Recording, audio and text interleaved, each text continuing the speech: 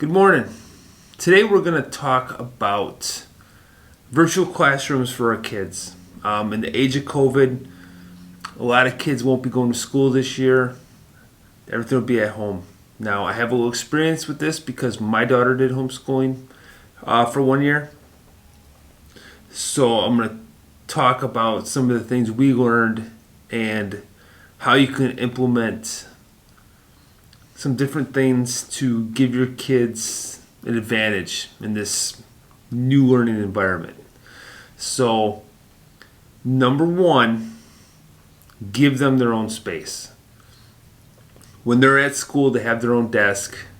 So, if you can give them their own desk, great. If not, a table will work just fine. You want to make sure it's not too cramped. So, give them room to spread out a little bit and get things done. Number two is keep them organized. Now, make sure they have a dedicated place for pens and pencils and folders, notebooks, whatever it may be. Because it's virtual, a lot of this stuff is going to be paperless. So making sure they know how to make folders on the computer is important. That will really help them stay organized. Eliminate distractions. As you see me look out the window because I'm in the conference room and traffic's going by, it's distracting. Same's going to be for your kids learning. Don't put them near a television. Don't put them by a window that's got exciting stuff going on. Actually, any window is probably a bad thing. Keep them away from play areas, food bowls, water dishes, just anything that can distract them. When they're in their spot learning, we want them to be focused on that. We don't want the distractions because it's going to interfere. Using the right technology.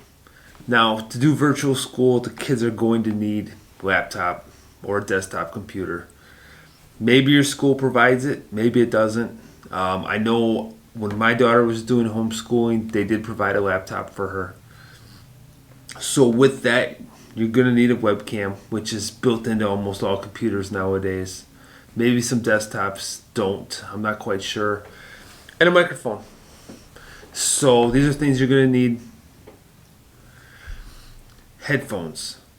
Now, Amazon has got some really nice wireless noise canceling headphones. They're very affordable. I own a pair that I use for yard work and things like that. I think they're like $40 or $50.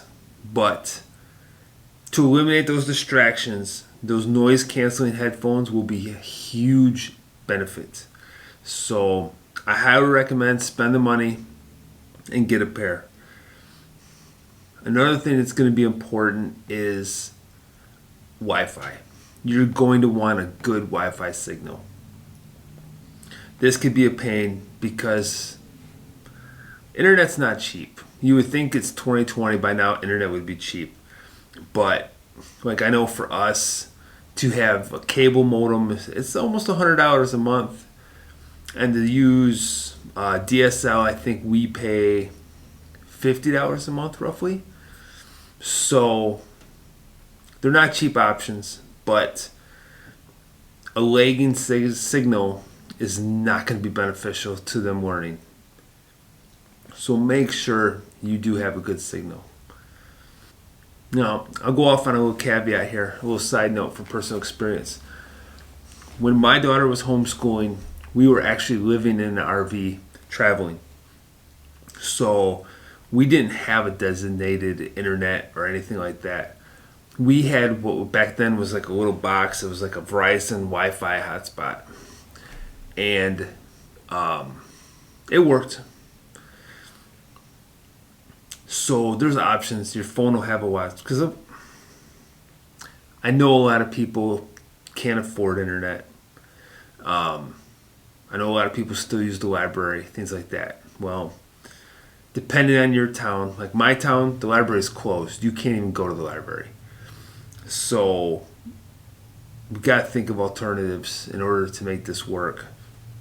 Most cell phones have a Wi-Fi hotspot built into them where you can, connect to the internet through that. McDonald's, places like that, if they're open, you have access to Wi-Fi, but also access to a lot of distractions. It's going to be a challenging year, especially if this is your first time doing the homeschooling stuff. So bear with it. Understand that it's just as challenging for your child as it's going to be for you. When we did the homeschooling, her mom, she stressed out quite a bit over it. It was not easy for her because, as parents, we haven't done this stuff in many years. And some of the stuff they're teaching them now, we've never done. So it's hard for us to help them with stuff that we just don't know. So be patient. That's number one I can say is be patient, and we'll get through this, and hopefully maybe in the spring, hopefully next year for sure we can go back to normal because